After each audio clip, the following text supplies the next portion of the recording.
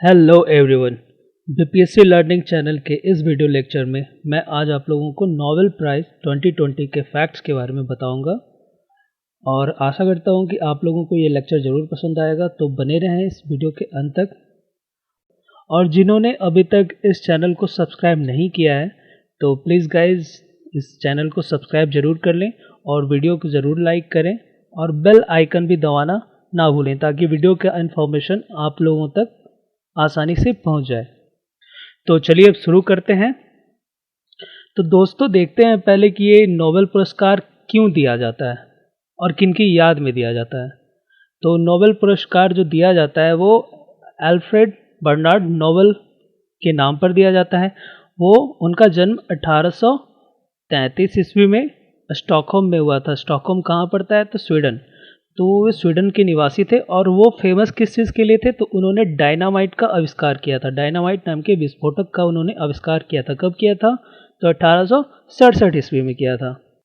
दिसंबर 1896 में अपनी मृत्यु के पूर्व अल्फ्रेड बर्नार्ड नोबेल ने अपनी संपत्ति का एक बड़ा हिस्सा स्वीडिश बैंक में जमा कर दिया था और उन्होंने अपने मरने से पूर्व एक वसीयत बनवाई थी जिसमें उन्होंने ये लिखा था कि इस राशि से जो भी ब्याज आएगा उस ब्याज के पैसे से नोबेल फाउंडेशन द्वारा हर वर्ष शांति, साहित्य, भौतिकी, रसायन, चिकित्सा, विज्ञान और अर्थशास्त्र में सर्वोत्कृष्ट योगदान देने के लिए लोगों को पुरस्कार दिया जाएगा और एक मेडल भी दिया जाएगा उन लोगों को साथ ही साथ। तो ये था इसका मेन रीज़न कि आखिर नोबेल पुरस्कार क्यों शुरू किया गया था। और यह फाउंडेशन कब बना था? तो 1901 ईस्वी में नोबेल फाउंडेशन के द्वारा यह पुरस्कार प्रतिवर्ष दिया जाता रहा है और यह विश्व का सबसे प्रतिष्ठित पुरस्कार भी माना जाता है। तो आइए देख लेते हैं इस वर्ष नोबेल पुरस्कार 2020 फिजियोलॉजी अथवा चिकित्सा का किन्हें दिया गया।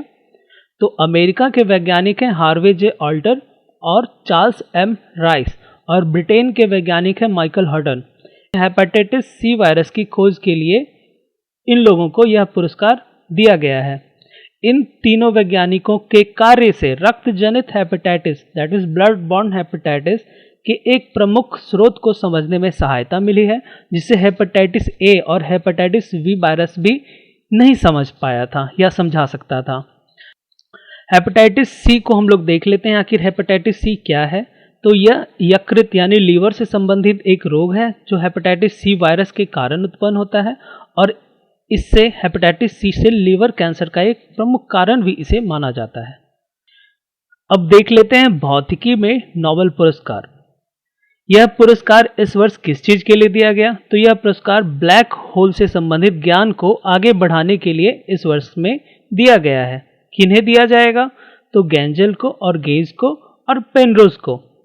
गेंजेल और गेज ने क्या किया है? तो उन्होंने आकाश गंगा के केंद्र में एक विशाल अदृश्य ऑब्जेक्ट की खोज की है जिसे अब सैजिटेरियस ए एक विशाल ब्लैक होल के रूप में जाना जाता है।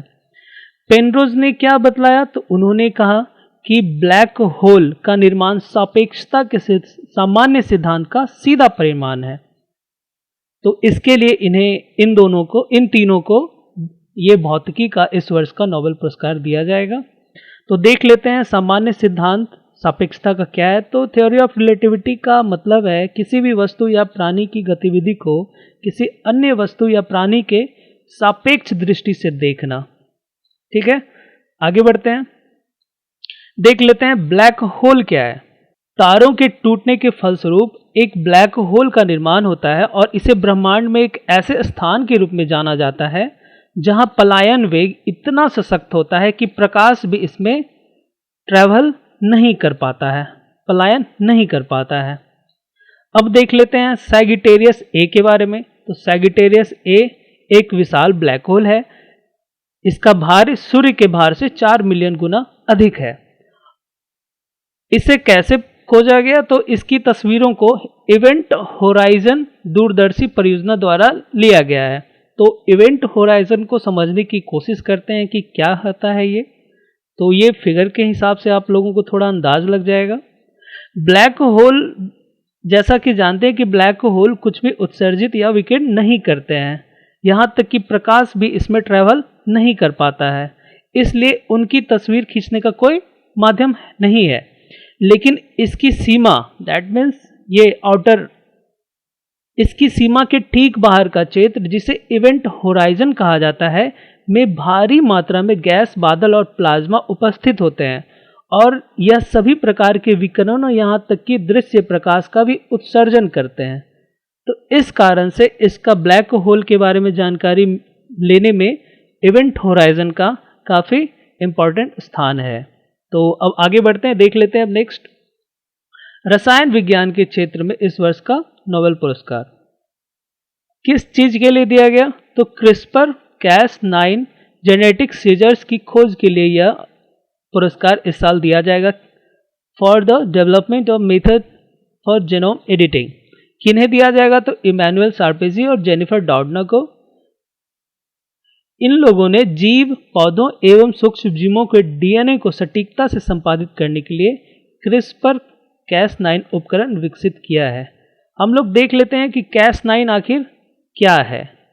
Cas9 एक आरएनए अणु को डीएनए सूत्र में विशेष समस्याग्रस्त अनुक्रम, मतलब जो जिसमें प्रॉब्लम है जिस पार्ट में, उसका पता लगाने के लिए एक क्रमादेशित मतलब प्रोग्राम्ड वे में उसे प्रोग्रामिंग की जाती है इसकी, और एक विशेष प्रोटीन जिसे Cas9, जिसे हम लोग जेनेटिक सीजर्स के नाम से जानते हैं, कहा जाता है, का उपयोग समस्याग्रस्त अनुक्रम को तोड़ने और हटाने के लिए किया जाता है।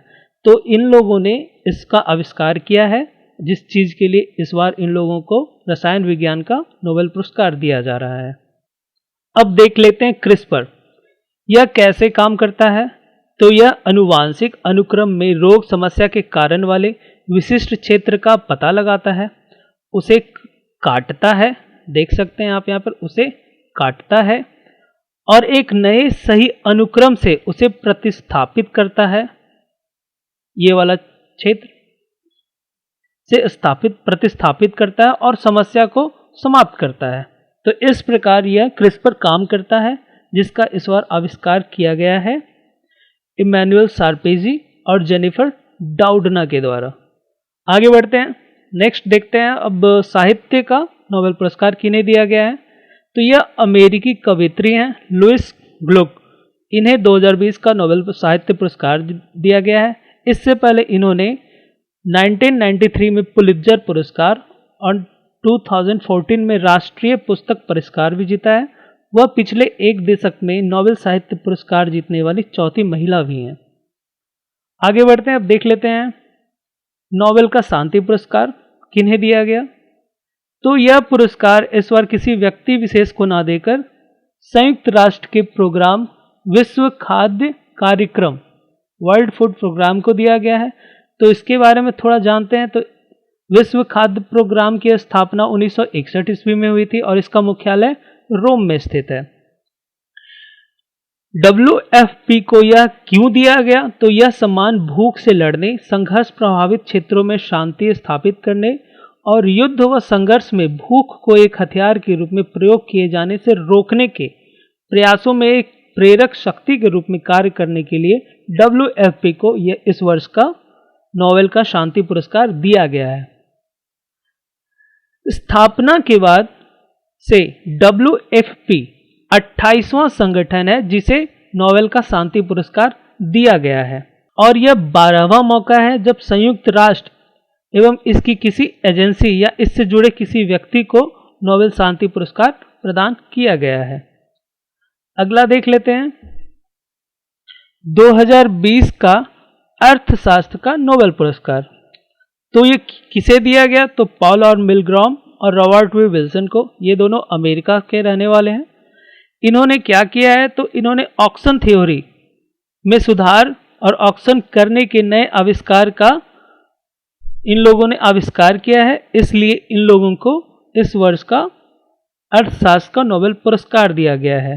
अर्थशास्त्र का नोबेल पुरस्कार अल्फ्रेड नोबेल की याद में दिया जाता है और ये 1969 ईस्वी से इसकी शुरुआत हुई है। इसे क्या कहा जाता है? स्विरिजेस रिक्सबैंक प्राइज भी कहा जाता है, जिसे अब अर्थशास्त्र के नोबेल पुरस्कार के रूप में भी इसे स्थान मिल चुका है। तो इस वीडियो लेक्चर में अभी के लिए इतना ही। अब मिलते हैं नेक्स्ट वीडियो लेक्चर में।